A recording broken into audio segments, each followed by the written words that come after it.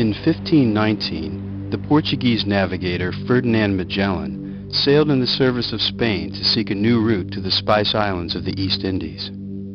After a 3-month voyage across the Atlantic, Magellan's fleet of 5 ships made a landfall on the coast of Brazil. Exploring southward, the expedition spent the winter in a sheltered bay on the coast of Patagonia, where Magellan suppressed an attempted mutiny and executed the captain of one of his ships. The voyage was resumed in the spring, but one vessel ran aground and had to be abandoned, its crew spread among the rest of the fleet. In October, Magellan entered the straits that were later to bear his name.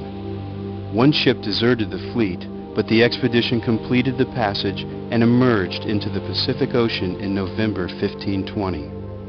Sailing north along the coast and then westward, the fleet headed out into the unknown ocean.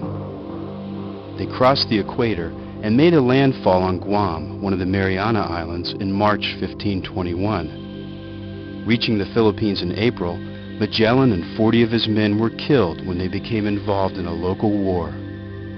The remaining crewmen abandoned one vessel and spent the next several months raiding passing ships. In September, Juan Sebastian Delcano assumed command of the voyage, and the 2 remaining ships, the Trinidad and the Victoria, sailed to the Moluccas Islands to trade for spices. The heavily laden Trinidad ran aground and was left behind to make repairs, but the crew were later captured by the Portuguese and imprisoned. The lone Victoria continued the journey westward. The Cape of Good Hope was rounded in May 1522, and the ship returned to Spain the following September. The original crews of 270 men were now reduced to just 17 Europeans and 4 East Indians.